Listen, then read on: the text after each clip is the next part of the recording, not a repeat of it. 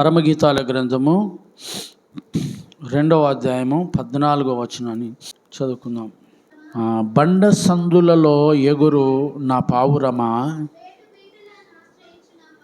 పేటు బీటలను ఆశ్రయించు నా పావురమా, నీ స్వరము మధురము, నీ ముఖము మనోహరము, నీ ముఖము నాకు కనబడనిము, నీ స్వరము నాకు వినబడనిము. హల్లెలూయా, హల్లెలూయా. 2 మాటలు చెప్తా ఉన్నాడు ఆయన. నీ స్వరము నాకు, ఇంకోటి నీ ముఖము నాకు. దేవుడు మన స్వరాన్ని వినడానికి ఇష్టపడుతున్నాడు ఆయన. ఆమేన్. హల్లెలూయా, హల్లెలూయా. మన ముఖాలను చూడడానికి ఇష్టపడుతున్నాడు ఆయన. ఆయన అంటున్నాడు, ఎంత మధురమైన మాట, నీ ముఖము మనోహరము, నీ స్వరము మాధుర్యము. హల్లెలూయా. నీ స్వరము అంటే దేవుడు నీ స్వరాన్ని వినాలని ఇష్టపడుతున్నాడు. నీ స్వరము ఆయనకు ఎంతో సంతోషాన్ని కలిగించేదిగా ఉంటుందని ఆయన నీ స్వరాన్ని వినడానికి ఇష్టపడుతున్నాడు. దేవునికి స్తోత్రం. హల్లెలూయా. ఒకసారి మన ముఖాన్ని దేవునికి చూపెడదాం. ఎంత బాగున్నాయో, ఎవరి ముఖాలు బాగున్నాయో. అదే చెప్పిండు కదా, నీ ముఖము మనోహరము. హల్లెలూయా. నా వైపు చూడండి. ఇప్పుడు మనోహరము అనే మాటకు అర్థం చెప్పండి. ఏంటిది మనోహరం అంటే? అందమైన. మేన్. హల్లెలూయా. చాలామంది మీరు చదువుకున్న వాళ్ళం ఉన్నాం కదా. మనోహరము అంటే అర్థమైంది అంటే, నెక్లెస్లు ఉన్నాయి కదా, స్త్రీలు ఉత్తగున్నప్పుడు వాళ్ళ మెడ బాగుంటుందా, నెక్లెస్ వేసుకున్నప్పుడు బాగుంటుందా? అంతే. నెక్లెస్ అసలు ఎందుకు వేసుకుంటారు? అది అందంగా ఉండడానికే కదా. ఇక్కడ మనోహరము అంటే మనసుకు నెక్లెస్ వేసినట్టు ఉంటుందట. మనసుకు నెక్లెస్ ధరించినట్టుగా, అది దాని అర్థం. మనసుకే నెక్లెస్ దొడిగినట్టు. హారము అంటే ఏంటిది? హారము అంటే అదే ఆభరణము. మనసుకు ఆభరణము ధరించినట్టుగా ఉంటుందంట. ఆమేన్. హల్లెలూయా.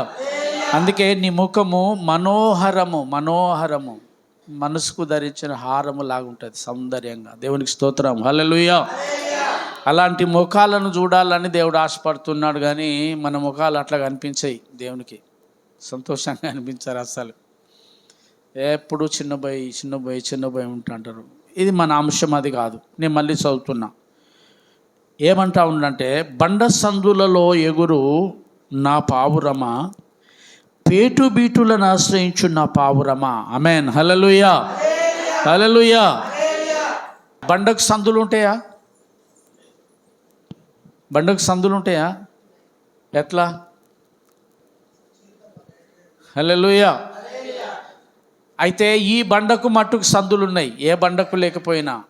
ఈ బండ ఎవరు అంటే, ఒకసారి కొరింథీయులకు రాసిన మొదటి పత్రిక 10వ అధ్యాయం 4వ వచనం చదవండి. కొరింథీయులకు రాసిన మొదటి పత్రిక 10వ అధ్యాయం 4వ వచనాన్ని చదవండి.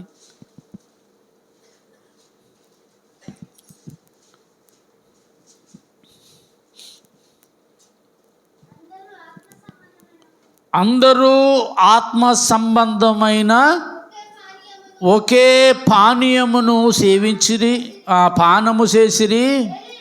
ఏలయనగా తమ్మును వెంబడించిన ఆత్మ సంబంధమైన బండలోనిది త్రాగిరి. ఆ బండ ఎవరంట? క్రీస్తే. ఆ బండ క్రీస్తే. ఏ బండ అంటే చీల్చబడిన బండ అది. ఆమేన్. హల్లెలూయా. అది చీల్చబడిన బండ. ఎలా చీల్చబడింది అంటే, ఆ అరచేతులలో మేకులు కొట్టినప్పుడు ఆ అరచేతులు చీల్చబడ్డాయి. అరికాళ్ళల్లో మేకులు కొట్టినప్పుడు అక్కడ చీల్చబడ్డాయి. కాబట్టి ఏదైతే చీల్చబడిన గాయాలు ఉన్నాయో ఆ గాయాలను గురించి చెప్తా ఉన్నాడు ఆయన. ఆ సందులైన ఇక్కడ సందు ఉందా? ఇప్పుడు మనకుందా ఈడ సందు? ఎవరికైనా ఉందా ఈడ సందు? ఉందా? కానీ యేసయ్యకు ఉంది ఆ సందు. యేసయ్యకు సందులైన ఇక్కడ అరికాలలో అరిపాదాలలో ఆయనకు సందులైనవి కాబట్టి ఆయన అంటా ఉన్నాడు, బండ సందులలో ఎగురు నా పావురమా. మ్యాన్, హల్లెలూయా. అద్భుతమైన మాట. పేటు బీటులను ఆశ్రయించు నా పావురమా అంటా ఉన్నాడు ఆయన. బండ సందులలో ఎగిరే అనుభవం కావాలి. దేవునికి స్తోత్రం. హల్లెలూయా, హల్లెలూయా. సంసోను ఫిలిష్తీయులు తరుముతా ఉంటే న్యాయాధిపతుల గ్రంథంలో సంసోను శత్రువులు తరుముతా ఉంటే ఎక్కడా స్థలము లేక సంసోను వెళ్ళి ఏతాము అనబడినటువంటి ఆ బండ సందుల్లోకి వెళ్ళి దాక్కున్నాడంట అక్కడ. ఆమేన్, హల్లెలూయా. ఇప్పుడు ఆ బండని ఏమని చెప్పాలి? సంసోను శత్రువులు తరుముతా ఉంటే ప్రాణభీతితో, ప్రాణాపాయం ప్రాణం మీదకి వచ్చినప్పుడు, శ్రమ సంభవించినప్పుడు సంసోను వెళ్ళి ఏతాము అనే బండ సందులో దాక్కున్నాడంట. ఆ బండ వెనకాలకి వెళ్ళి దాక్కున్నాడు ఆయన. ఆమేన్, హల్లెలూయా. ఇప్పుడు మీరు ఆ బండకు ఒక పేరు పెట్టండి. ఏం పేరు పెడతారో? సంసోను దాక్కున్న బండకు ఒక పేరు పెట్టండి. సంసోను దాక్కున్న బండకు ఒక పేరు పెట్టాలంటే ఏమి పేరు పెట్టాలి? ఏం పేరు పెడితే బాగుంటుంది? ఏతాము బండ అది దాని పేరు. కానీ మనము దాని పేరు పెట్టాలంటే అది కాపాడిన బండ. ఆమేన్, హల్లెలూయా. సంసోను ప్రాణాన్ని కాపాడిన బండ అది. దైవజనమా, అనేక సార్లు మన కుటుంబాలలో మనకు కూడా అలాంటి ప్రమాదాలు వచ్చినప్పుడు, అలాంటి కష్టాలు వచ్చినప్పుడు, అలాంటి బాధలు కలిగినప్పుడు, ప్రాణాపాయం వచ్చినప్పుడు ఎక్కడికి వెళ్ళాలంటే ఈ బండ సందులోకి వెళ్ళాలి మనం. ఆమేన్. అందుకే బండ సందులలో ఎగురు నా పావురమా అన్నాడు ఆయన. ఆమేన్, హల్లెలూయా. ఇది కదా, కష్టం వచ్చినప్పుడు, బాధ కలిగినప్పుడు, ఇబ్బందులు వచ్చినప్పుడు ఎక్కడికి వెళ్ళాలంటే ఈ బండ సందులోకి రావాలి. ఆ బండ సందులోకి వచ్చి ఆ బండ సందులో మనం దాక్కోవాలి. దేవునికి స్తోత్రం, హల్లెలూయా. సంసోను చూడండి ఎంత తెలివి కల్లవాడో. బండ సందులోకి వచ్చి దాక్కున్నాడు ఆయన. మీకు తెలుసా కుందేళ్ళు ఎక్కడ దాక్కుంటాయో తెలుసా? బండ సందులలో దాక్కుంటాయి. అవి పేటు బీటులను ఆశ్రయిస్తే అవి. సామెతల గ్రంథంలో అదే మాట ఉన్నది. చిన్న జీవులను, కుందేళ్లను చూడు, అవి పేటు బీటులను ఆశ్రయించును అని రాసింది. ఎంత బుద్ధి కుందేళ్లకు. ఆమేన్, హల్లెలూయా. అయితే ఆ బండ కాదు కానీ ఆ బండగా పిలువబడినటువంటిది ఇశ్రాయేలీయులకు అరణ్యములో వారిని వెంబడించి వారి ఆత్మదాహము తీర్చినటువంటి ఆ బండ అయిన క్రీస్తు యొక్క ఆ సందులలో విశ్వాసి ఎగురగలిగిన వాడై ఉండాలి. ఆమేన్, హల్లెలూయా. విశ్వాసి ఎక్కడ జీవించాలంటే ఆ బండ సందులలో జీవించేవాడుగా ఉండాలి. ఆ బండ సందులో ఒక మాటలో చెప్తున్న, దయచేసి వినండి. బండ సందులలో మనిషికి, విశ్వాసికి రక్షణ ఉన్నది. ఆమేన్, హల్లెలూయా. రక్షణ ఉంది. నేను త్వరగా ముగిస్తే ఈ దినాన తొందరగా ముగించాలనుకుంటున్నా. ఒకసారి నిర్గమకాండం 17వ అధ్యాయం కూడా తీయండి. నిర్గమకాండము 17వ అధ్యాయంలో ఒక మాట చూద్దాం. దేవునికి స్తోత్రం, హల్లెలూయా. 17వ అధ్యాయము 6వ వచనాన్ని చదవండి త్వరగా. 6వ వచనం అంటే, ఇదిగో అక్కడ హోరేబులోని బండ మీద నేను నీకు ఎదురుగా నిలిచెదను. ఆమేన్, హల్లెలూయా. ఎంత అద్భుతమైన మాట. హోరేబులోని బండ మీద ఇశ్రాయేల్ ప్రయాణంలో ఇశ్రాయేల్తో మాట్లాడుతూ ఉన్నాడు. బాబు, మీరు భయపడకండి, మీ ప్రయాణంలో మీరు భయపడకండి, మీ యాత్రలో మీరు భయపడకండి, నేను మీ ఎదురుగా నిలవబడతా. ఆమేన్, హల్లెలూయా. దేవుడు ఎదురుగా నిలవబడితే ఎంత ధైర్యం, ఎంత ధైర్యం. చూడండి, ఒక కాలువ దాటేటప్పుడు ఆ కాలువ బయట అవతల మన డాడీ ఉన్నాడు అనుకో, మన తండ్రి ఉన్నాడు అనుకో, యువతలి పక్క చిన్న పిల్లవాడు ఉన్నాడు, అవతలి పక్క నాన్న ఉంటే వీడేమన్నా భయపడతాడా? ఏం భయం లేదు వీనికి. ఒకవేళ కాలువల పడ్డా కూడా మా నాన్న చేయి చాపుతా అందుకుంటాడు, అంతే. అందుకే దేవుడు అంటా ఉన్నాడు ఇక్కడ, ఇదిగో అక్కడ అంటాం, అక్కడ హోరేబులో, ఆ హోరేబులో అక్కడ నేను మీకు ఎదురుగా నిలవబడతా బండ మీద. ఎంత అద్భుతమైన మాట దేవుని బిడ్డలారా. ఆయన మనకు ఎదురుగా నిలబడే దేవుడు. నేను అంటున్నా, మనం కష్టాలు అనుభవిస్తున్నప్పుడు, బాధలు అనుభవిస్తున్నప్పుడు మన శత్రువు మనకు ఎదురు నిలబడితే ప్రమాదం. మన శత్రువు మనకు ఎదురుగా నిలబడితే ప్రమాదమా కాదా? ప్రమాదం. కానీ దేవుడే మనకు ఎదురుగా నిలబడితే క్షేమము. హల్లెలూయా. అందుకే ఇక్కడ మనం ఏం చేయాలంటే, మన కష్ట సమయంలో, బాధ సమయంలో, ఇబ్బంది వచ్చినప్పుడు బండ సందులలోకి వెళ్ళిపోవాలి. అంటే దేవుని పాదాల దగ్గరికి వెళ్ళాలి. దేవునికి స్తోత్రం. హల్లెలూయా. దేవుణ్ణి ఆశ్రయించే వారిగా ఉండాలి. అందుకే పేటు బీటులను ఆశ్రయించు నా పావురమ. దేవుణ్ణి ఆశ్రయించాలి అంటే దేవుని దగ్గరికి వెళ్ళిపోవాలి, దేవుని సన్నిధిలో కూర్చోవాలి, దేవుని సన్నిధిలో కూర్చుని ప్రార్థన చేసే వారంగా ఉండాలి. ఆమేన్. హల్లెలూయా. హల్లెలూయా. ఇక్కడ ఇంకా చదవండి, ఆ మాట చదవండి. 17వ అధ్యాయం 6వ వచనం పూర్తిగా చదవండి. ఆయన ఏమంటా ఉన్నాడు? ఇదిగో అక్కడ హోరేబులోని బండ మీద నేను నీకు ఎదురుగా నిలిచెదను. నీవు ఆ బండను కొట్టగా ప్రజలు త్రాగుటకు దానిలో నుండి నీళ్లు బయలుదేరునని మోసేతో సెలవీయగా. మేన్. హల్లెలూయా. నీళ్ళు దేనికి వాడతాం అంటే దాహము తీర్చుకోవడానికి వాడతాం. అందుకే పాట పాడతాము, నీవేనా నా ఆత్మదాహము తీర్చిన బండవు కాదు, ఆ బండవు. హల్లెలూయా. బండ కాదు, ఆ బండ. బండ వేరు, మళ్ళీ ఆ బండ వేరు. ఆ బండ క్రీస్తు అనబడిన బండ. ఇక్కడ చూడండి, మోసేతో చెప్తా ఉన్నాడు, నేను నీకు ఎదురుగా ఓరేబులోని ఆ బండ మీద నిలవబడతా. నువ్వు వెళ్ళేం చేయాలంటే ఆ బండను కొడితే నీ ప్రజలందరి యొక్క దాహము తీర్చడానికి ఆ బండలో నుండి నీకు నీళ్లు బొర్రలు వస్తాయి అన్నాడు ఆయన. ఆమేన్. హల్లెలూయా. దైవజనమా, ఆశీర్వాదాలు ఎక్కడి నుండో రావు, దేవునిలో నుండే మనకు ఆశీర్వాదం రావాలి. నీళ్లు ఆశీర్వాదానికి, దీవెనకు సాదృశ్యం. వర్షము దీవెనకు సాదృశ్యం. కాబట్టి నువ్వు ఆ బండను కొట్టినట్లయితే ఉంటే అందులో నుండి నీకు, నీ సైన్యానికి, నీ ప్రజలందరికీ సరిపోయే అటువంటి నీళ్ళని నేను ఇస్తాను అన్నాడు ఆయన. ఇక్కడ ఇదేం బండ అంటే అక్కడ రక్షించిన బండ, సంసోనును రక్షించినటువంటి ఆ బండ. ఇక్కడనేమో చీల్చబడిన బండ. ఆమేన్. హల్లెలూయా. ఇది ఎవరి కొరకు చీల్చబడింది అంటే మన కొరకు చీల్చబడిన బండ ఈ బండ. దేవునికి స్తోత్రం. హల్లెలూయా.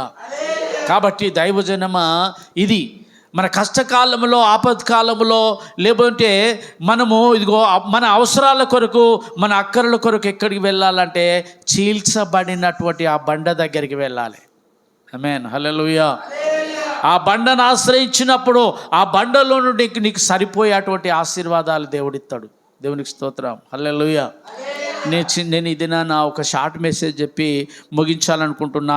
ఇంకొక మాట కూడా చూడండి, కీర్తనల గ్రంథంలో నుండి ఒక మాట తీద్దాం. కీర్తనల గ్రంథంలో నుండి ఒక మాట చూద్దాము. కీర్తనల గ్రంథము 32వ కీర్తన, కీర్తనల గ్రంథము 32వ కీర్తనలో నుండి ఒక మాట చూద్దాము. చదవండి, 6-7 వచనాలు చదవండి. కావున నీ దర్శన కాలమందు భక్తి గల వారందరూ, ఇది ఆ బండ సందులో చేరి ప్రార్థన చేయాలి. ఆశ్రయించడం అంటే ప్రార్థన చేయడమే. పేటు బీటులను ఆశ్రయించు నా పావురం అంటే ఆయనను ఆశ్రయించి ఆయన దగ్గరికి చేరుకొని ఆయనకు ప్రార్థన చేసినప్పుడు ఆయన అంటాడు, నీ దర్శన కాలమందు భక్తి గల వారందరూ నీకు ప్రార్థన చేసేదరు. ఆమేన్. హల్లెలూయా. హల్లెలూయా. ఎవరు ప్రార్థన చేస్తారట? చెప్పండి, ఎవరు ప్రార్థన చేస్తారు? భక్తి లేని వారు ఏం చేస్తారు?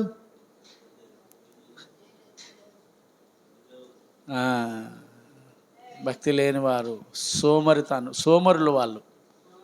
మనం ఇప్పుడు చదివిన దాంట్లో ఉంది, సోమరి విత్తనాలు విత్తును కానీ పంట కోసుకోడు.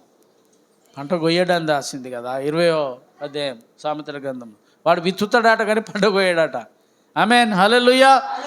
కానీ భక్తి గల వారందరూ ఎప్పుడు ప్రార్థన చేస్తారా అంటే నీ దర్శన కాలమందు వారు ప్రార్థన చేసేదారు. ఇది దేవుని దర్శన కాలమే. ఇది దేవుడు అనేక మందిని దర్శిస్తూ ఉంటాడు.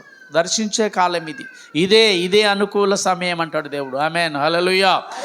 ఇది అనుకూల సమయము, ఇది ఆయన దర్శన కాలము. ఈ దర్శన కాలములో ఆ బండను ఆశ్రయించి ఎవరైతే ప్రార్థన చేస్తారో వారికి ఎదురుగా నిలబడి రక్షించే దేవుడు నా దేవుడు. మేన్ హల్లెలూయా. వారికి ఎదురుగా నిలబడి అంత మాత్రమే కాదు, వారి ఆత్మ దాహమును తీర్చే దేవుడు. ఇంక అంటా ఉన్నాడు చూడండి, విస్తార జల ప్రవాహములు పొరలి వచ్చినను. ఆమేన్ హల్లెలూయా. ఈ మాట చెప్పండి, మళ్ళీ చెప్పండి. విస్తార జల ప్రవాహములు పొరలి వచ్చినను. దయచేసి నా వైపు చూడండి. ఇప్పుడు నేను అడుగుతా మిమ్మల్ని, వారి మీదికి బారవు అంటే ఇప్పుడు ఆ నీళ్ళు ఎంత మట్టుకున్నాయి అన్నట్టు అర్థమవుతుందా? విస్తాల జల ప్రవాహములు పొరలి వచ్చినను. పొరలి వచ్చేటప్పుడు ఎట్లా వస్తాయి? నిమ్మలాగా వస్తాయా?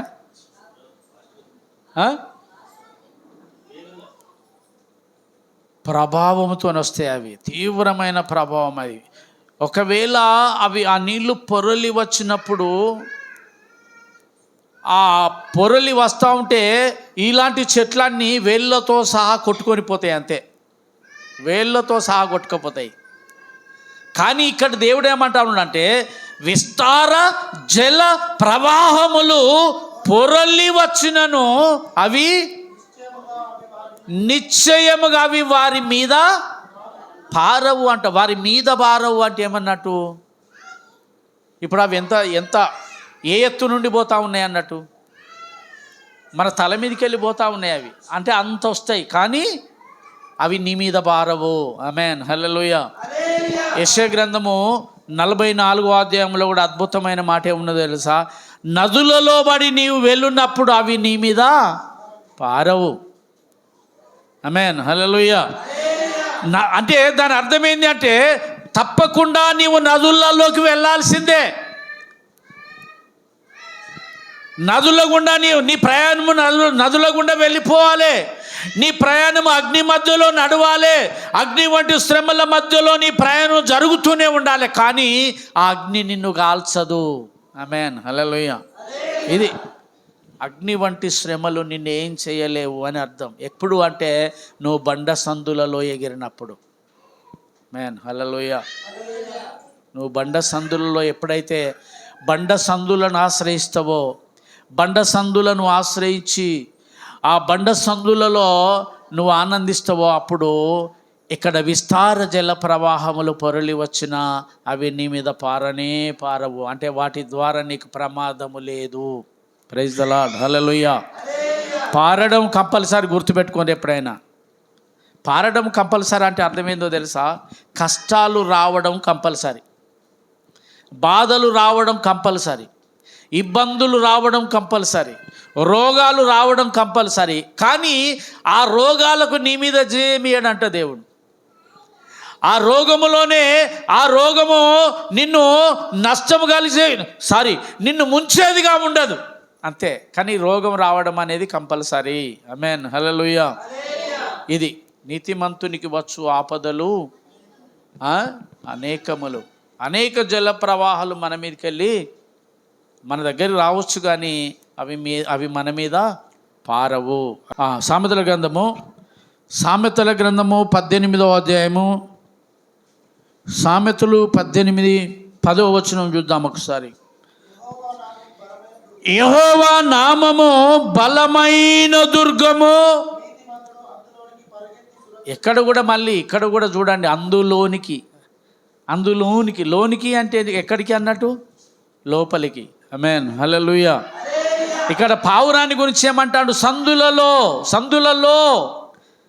బండ సందులలో ఎగురు పావురమా. ఇక్కడ కూడా ఏమంటాడంటే, యెహోవా నామము బలమైన దుర్గము, నీతిమంతుడు. ప్రైజ్ ది లార్డ్ హల్లెలూయా. అసలు ఎవడు నీతిమంతుడు అంటే ఎవరు చెప్పండి? నీతిమంతుడు ఎవరు? బైబిల్ అయితే చెప్తా ఉంది, రోమపత్రిక 3వ అధ్యాయం 21లో, నీతిమంతుడు లేడు, ఒక్కడు లేడు. కానీ ఇక్కడ ఏమంటా ఉన్నాడంటే, యెహోవా నామము బలమైన దుర్గము, నీతిమంతుడు అందులోనికి ఎట్లా పోవాలి? పరుగెత్తుకొని పోవాలి. ఆమేన్ హల్లెలూయా. నేను దేవుణ్ణి నమ్ముకున్నప్పుడు ప్రార్థన చేస్తున్నా కొత్తలో వరంగల్ సెంట్రల్ జైల్లో దేవుని నమ్ముకున్నప్పుడు ప్రార్థన చేస్తుంటే నా ఫ్రెండ్ వచ్చిండు ఒక ఆయన వెనక నుండి. నా ఫ్రెండ్ వచ్చి నా మొక్క మీదకి వచ్చి ఏమన్నాడు అంటే ఇట్లా ఠూ అన్నాడు నన్ను. ఠూ ఏం ప్రార్థన చేస్తాను ఆయన? హల్లెలూయా. దారుణం ఇది. ఠూ అని ఊమిచ్చి ఏం ప్రార్థన చేస్తాను? ఏందన్నా అట్లా ప్రార్థన అయిపోయిన తర్వాత ఎందుకన్నా అట్లా అన్నావన్నా అని అడిగిన. నేను అడిగితే ఏమన్నాడంటే, నువ్వు పాపము చేయడానికి ఎంత పరిగెత్తినవు అని అన్నాడు ఆయన. పాపం చేయడానికి ఎంత పరిగెత్తినవు, ఎంత ఆసక్తి కలిగి ప్రార్థన చేసి పాపం చేసినవు అన్నాడు. నిజమే, పాపం చేయడానికి ఊళ్ళో కొన్ని మైళ్ళ దూరం వెళ్ళాల్సి వచ్చింది. నేను చాలాసార్లు కొన్ని మైళ్ళ దూరం ప్రయాణం చేసి కష్టాలు అనుభవించిన పాపాలు అంటే ఆ దోషము అలాంటి ఆ తప్పులు చేయాల్సి వచ్చింది. కానీ ప్రార్థన చేసేటప్పుడు కళ్ళకు నీళ్ళ చుక్క రాకుండా ప్రార్థన చేస్తాను. నాకు అనుభవం అయింది. అది ఆయన అన్నాడు అంటే నువ్వు ఎంత ఆసక్తితోని ప్రార్థన చేసినావో అంతకు 4 అంతల ఆసక్తి కలిగి ప్రార్థన చేయాలి. ఆమేన్. హల్లెలూయా. అప్పుడే నీ పాపాలన్నీ కడగబడతాయి అన్నాడు. మీరు నమ్ముతారా? కన్నీరు గార్చకుండా భోజనము చేసిన ఒక్క రోజు లేదు నాకు ఆ దినాలలో. ఆ రోజు నుండి కన్నీరు గార్చకుండా, కన్నీళ్ళు రాకుండా అన్నం తింటే నేను పాపమే అదిగా నాకు, అంతే. Praise the Lord. అందుకే ఏమన్నాడంటే పరుగెత్తుకొని అనే మాటకు అది పరుగెత్తుకొని అందులో రక్షించబడునంది కదా. నీతిమంతుడు పరుగెత్తుకొని అందులోకి ఎక్కడ బలమైన దుర్గములోకి పరుగెత్తుకొని వెళ్ళిపోయి అక్కడ రక్షించబడతాడు అని చెప్పాను, రాసింది. ఆమేన్. హల్లెలూయా. నీతిమంతుడు ఎవరు అంటే దేవుని మాట నమ్మిన వాడే నీతిమంతుడు, అంతే. అబ్రాహాము దేవుని మాట నమ్మెను గనుక అది అతనికి నీతిగా ఎంచబడ్డది. దేవుని మాట నమ్మడం వల్ల అతడు నీతిమంతుడైండు. నువ్వు నమ్మితే నువ్వు నీతిమంతునివి, నువ్వు నమ్మితే నువ్వు నీతిమంతురాలివి. ఆమేన్. హల్లెలూయా. దేవుని మాట నమ్మితే. అందుకే యెహోవా నామము బలమైన దుర్గము, నీతిమంతుడు అందులోకి పరుగెత్తుకొని. ఆమేన్. హల్లెలూయా. ఇది పరుగెత్తుకోవడము అని అంటే అర్థమేంది తెలుసా? ఒక బాల్ ఉంది కదా, ఒక వాలీబాల్ లాంటిది. వాలీబాల్ కానీ లేకపోతే ఇంకోటి ఏదైనా బాళ్ళు ఉంటాయి కదా, ఆ పిల్లలు ఆడుకునేవి. ఆ బాల్ను గోడకు కొడితే నువ్వెంత స్పీడ్గా కొట్టినావో మళ్ళీ అంత స్పీడ్ వస్తుందా, మెల్లగా వస్తుందా? అంతే స్పీడ్ వస్తుందా? అది తప్పు చేసినప్పుడు అంతే స్పీడ్గా కన్నీరు గార్చాలి. దాన్ని ఆశ్రయించడం అంటే మన ద్వారా తప్పు జరిగినప్పుడు, ఒక విశ్వాసి ద్వారా తప్పు జరిగినప్పుడు, పాపము జరిగినప్పుడు, మనము జారిపోయినప్పుడు, మనం పడిపోయినప్పుడు అంతే స్పీడ్గా దేవుణ్ణి ఆశ్రయించి కన్నీరు గార్చినప్పుడు తప్పకుండా ఆ ప్రార్థన దేవుడు వింటాడు. ఆమేన్. హల్లెలూయా. ఆ విశ్వాసి రక్షించబడతాడు. ఇంకొక మాట చూసుకుందాం. Praise the Lord. హల్లెలూయా.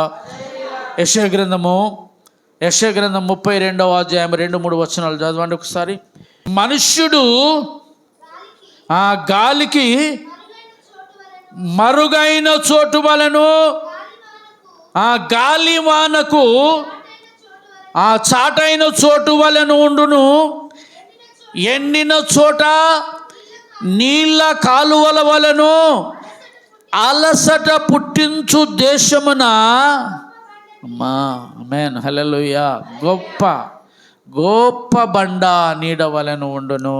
ఆమేన్. హల్లెలూయా. ఇది దేవుని బిడ్డలారా. ఎందుకు ఆ బండ సందుల్లోకి వెళ్ళాలంటే అలసట పుట్టించు దేశమున ఆ బండ నీకు నీడలాగా ఉంటుంది. అది నీ అలసట తీర్చే బండ. అది నీ అలసట తీర్చే బండ ఆ బండ. కాబట్టి దైవజనం అలసిపోయినప్పుడు, అలసట అంటే అంతే కదా, అలసిపోవడమే కదా. అలసిపోయిన ప్రాణం, ఎప్పుడైతే మన ప్రాణం అలసిపోదో, ఎప్పుడైతే మనం అలసిపోతామో, అలసిపోయిన సమయంలో ఆ బండ దగ్గరికి వెళ్ళి ఆ బండను ఆశ్రయించి క్రీస్తు అనే బండను ఆశ్రయించినట్లయితుంటే కనుక అక్కడ నీకు గొప్ప నీడ దొరుకుతుంది. ఆమేన్, హల్లెలూయా. అంత మాత్రమే కాదు, ఇంకా చాలా చక్కగా చెప్తా ఉన్నాడు. ఆ మాట చూడండి, ఇంకా చదువు ఆ మాట. చూసువారి కన్నులు మందముగా ఉండవు, ఆలకించును. ఆ బండ దగ్గరికి వెళ్తే, ఆమేన్, హల్లెలూయా. చూసువారి కన్నులు మందముగా ఉండవు, తప్పకుండా వినువారి చెవులు ఆలకిస్తాయి. దేవునికి స్తోత్రం, హల్లెలూయా. యేసుప్రభు అన్నాడుగా, అంటే అందరి చెవులు ఇటు పెడతా ఉన్నారు, కానీ ఎంతమంది వింటా ఉన్నారు? ఎంతమంది వింటా ఉన్నారు దేవుని వాక్యం? ఆమేన్, హల్లెలూయా. నా వైపు చూడండి. ఒక దినమంట ఒక సేవకుడు ఒక మీటింగ్కి వచ్చిందంట, వాక్యం చెప్పడానికి వచ్చినప్పుడు ఒక ఆమె ఇంట్లోకి పిలుచుకున్నదంట. అయ్యా మా ఇంటికి రండి అయ్యా, మంచినీళ్ళు తాగుదురు రండి అయ్యా అని చెప్పని తీసుకెళ్ళి ఆ కుర్చేసి కూర్చుంటే పెట్టిందంట. ఆ కుర్చేసి కూర్చోబెట్టి ఆ మంచినీళ్ళు ఇచ్చి అంటదట, అయ్యా మీరు వాక్యం బాగా చెప్తారయ్యా, నాకు చాలా సంతోషం అనిపిస్తుంది, మీ వాక్యం అంటే నాకు బాగా ఇష్టమయ్యా, ఆ రోజు వచ్చినప్పుడు మీరు మంచి వాక్యం చెప్పిండ్రయ్యా అని చెప్పానంటుందట. హల్లెలూయా. చాలా మంచి వాక్యం చెప్పిండ్రయ్యా, చక్కగా ఉందయ్యా, నాకు ఎప్పటికీ అదే నాకు సంతోషాన్ని ఇస్తుందయ్యా అని చెప్పని చెప్తా ఉందట. అప్పుడు ఈయన అడిగిండంట, ఏమని అడిగిండంటే, అమ్మ ఇంతకు ఆ రోజు వచ్చినప్పుడు నేను ఏం వాక్యం చెప్పాననే మర్చిపోయినా అన్నాడట. ఇంతకు నేను ఆ రోజు వచ్చినప్పుడు నా వాక్యం విన్నానని చెప్పినావు కదా, ఇంతకు ఆ రోజు వచ్చినప్పుడు నేను ఏ వాక్యం చెప్పినా అని అడిగిందంట. అడిగితే అదేదో ఉండేనయ్యా మంచుకున్నదయ్యా అది అంటుందంట. అదేదో ఉండేనయ్యా మంచుకున్నదయ్యా అంటే ఏం వాక్యం చెప్పిండో తెలియదు, కానీ మంచిగా చెప్పినవయ్యా. ఇదే వినువారి చెవులు ఆలకించును, అంతే. ఆమేన్, హల్లెలూయా. నేను ఒక మాట చెప్తా, మీరు వినండి. ఒక కాలేజీలో ఒక ప్రొఫెసర్ పాఠం చెప్తాడట. ఆ పాఠం తెచ్చి చెప్పేటప్పుడు ఒక 3 పుర్రెలు తీసుకొచ్చి టేబుల్ మీద పెట్టిండట. సైన్స్ చెప్పే పిల్లలకు అట్లే చెప్తారు కదా, అవునా? ఆ 3 పుర్రెలు తెచ్చి ఈ టేబుల్ మీద పెట్టిండట. పెట్టి స్టూడెంట్స్ అందరం ఉన్నారట. అరే బాబు, ఈ 3 పుర్రెలల్లా ఎవడు తెలివి కల్లోడో చెప్పర్రా అన్నాడంట. ఈ 3 పుర్రెలు ఉన్నాయి కదా, ఈ 3 పుర్రెలల్లా ఏ పుర్రె ఉన్నోడు తెలివి కల్లోడో చెప్పరా అని అడిగిండట పిల్లల్ని, స్టూడెంట్స్ను. ఆమేన్, హల్లెలూయా. అప్పుడు స్టూడెంట్ అన్నారట, అదేందయ్యా, మనిషి అంటే చెప్పగలుగుతాం కానీ మనిషి లేదు ఏం లేదు, ఆ పుర్రెలను తీసుకొచ్చి పుర్రెలల్లా ఎవడు తెలివి కల్లోడు అంటే మేము ఏం చెప్తామయ్యా అన్నాడట. అందులోకి వెళ్ళి ఒకళ్ళు లేచినట్టు నేను చెప్తా అన్నాడంట. ఏమన్నాడు చెప్పండి? నేను చెప్తానంట. నేను చెప్తా అంటే, సరే ఎట్లా చెప్తావురా అంటే, వాడు బయటికి పోయిండట. బయటికి పోయి చీపురు పుల్ల లాంటిది తెచ్చిండట. ఆ చీపురు పుల్ల లాంటిది తెచ్చి వాడు ఈ చెవులకు వెళ్ళి పెట్టిండట. దాన్ని ఈ చెవులో పెడితే అది ఈ చెవులకు వెళ్ళి ఈ చెవులకు వెళ్ళిపోయిందట, అంతే. హల్లెలూయా.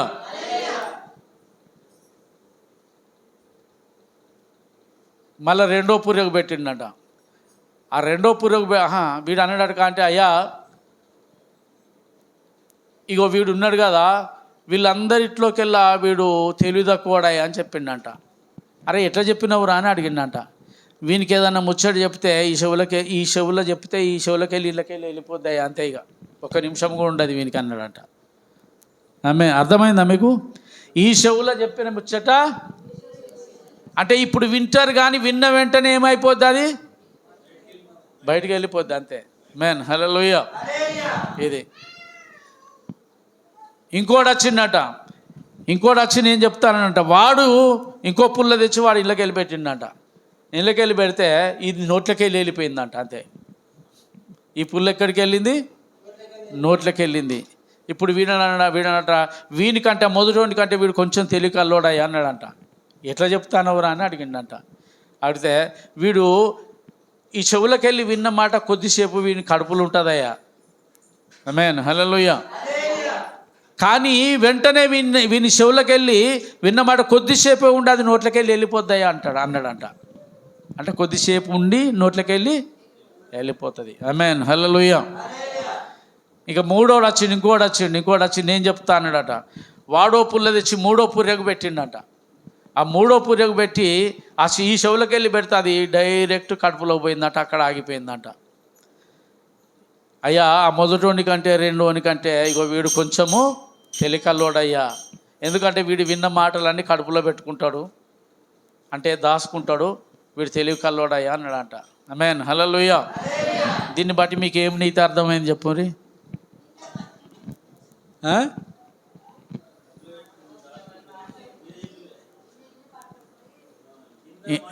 నేను ఒక మాట అడగనా మిమ్మల్ని, ఈ మూడిట్లల్లా మీ పుర్రె ఏ పుర్రె? ఈ మూడు పుర్రెలు ఉన్నాయి కదా, ఈ మూడు పుర్రెలల్లా మీ పుర్రె ఏది? ఇళ్ళకెళ్ళి వెళ్ళిపోయే పుర్రె, ఇళ్ళకెళ్ళి వెళ్ళిపోయే పుర్రె, కొంచెం కడుపులో పెట్టుకొని దాచుకునే పుర్రె? మీరే ఆలోచించుకోండి. ఆమేన్, హల్లెలూయా, హల్లెలూయా. ఇది ఇక్కడ దేవుడు అంటా ఉన్నాడు. చదువునా నా మాట మళ్ళీ ఒకసారి చదవండి. యెషయా గ్రంథము, చూసువారి కన్నులు మందముగా ఉండవు, వినువారి చెవులు ఆలకించును,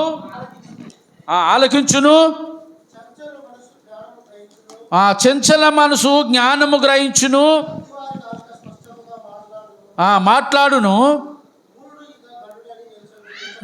ఇక్కడ చూడనా, ఇక్కడ దీని అర్థం ఏంటంటే, మనుష్యుడు గాలికి మరుగైన చోటు వలెను, గాలివానకు చాటైన చోటు వలెను ఉండును, ఎండిన చోట నీళ్ళ కాలువ వలె అలసట పుట్టించు దేశమున గొప్ప బండ నిలబడను. ఎంత అద్భుతమైన మాటలు చూడండి. ఇక్కడ గాలివానకు మరుగైన చోటుగా ఉంటుంది ఆ బండ.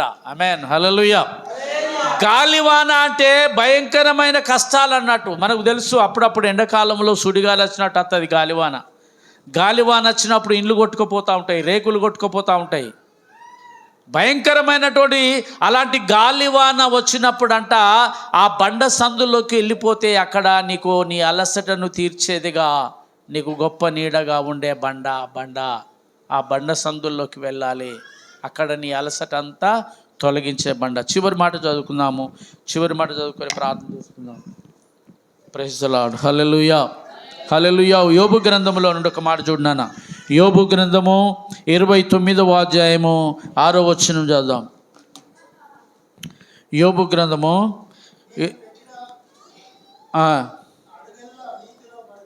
నేను పెట్టిన అడుగెల్లా నేతిలో పడును.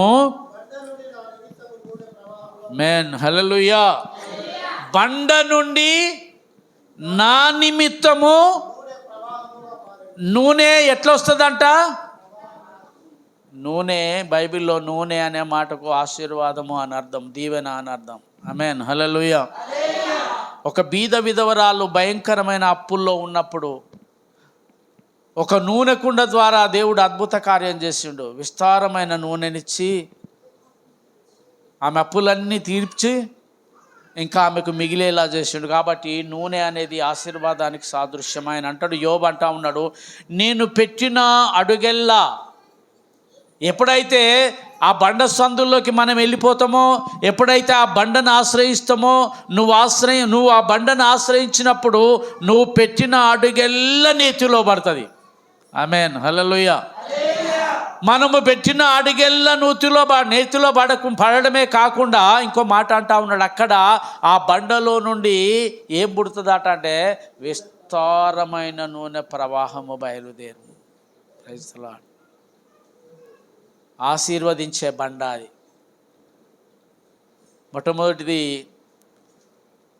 మొట్టమొదటిది దాహము తీర్చిన బండ, రెండవది రక్షించిన బండ, మూడోది నీడనిచ్చిన బండ, ఇప్పుడు ఆశీర్వదించిన బండ. దేవునికి స్తోత్రం, హల్లెలూయా. ఈ బండ దగ్గరికి వస్తే మన దాహం తీరిపోతుంది. దాహము అంటే అర్థమైంది అంటే, ఈ దాహము మన ఆత్మ దాహము అంటే మన ఆశ అని అర్థము. ఎంతో కాలం నుండి మనం ఒక దేని కొరకైనా ఆశ కలిగి ఉన్నాం, దేని కొరకైనా ఎదురు చూస్తూ ఉన్నాం అనుకుందాం. అలాంటి ఆశను తీర్చడమే దాహము తీరడము అని అర్థం. దాహం తీరడము అని అర్థం. అంటే నువ్వు దేని గురించో దాహం కొన్నవు, ఏదో సమస్య, ఏదో అవసరత చాలా కాలం నుండి నిన్ను వేధిస్తూ ఉంది, అది దాహంగా ఉన్నది. కాబట్టి ఆ బండను ఆశ్రయించినప్పుడు ఆ దాహము తీరిపోతుంది. ఆమేన్, హల్లెలూయా. ఇది ఏతాములో ఉన్న బండ ప్రాణ రక్షణ ఇచ్చినది ఆ బండ అయితే, హోరేబులో ఉన్న బండ దాహము తీర్చిన బండ, యెషయా గ్రంథములో ఉన్న బండ నీడనిచ్చిన బండ. ఈ బండ ఆశీర్వదించిన బండ. దేవునికి స్తోత్రం, హల్లెలూయా. కాబట్టి ఆ బండ సందులో చేరుదాం, ఆ బండను ఆశ్రయించుదాం, దేవుని ఆశీర్వాదాలు పొందుకుందాం. దేవుడి మాటలు మనందరి వినికిడిలో ఆశీర్వదించునుగాక. ఆమేన్.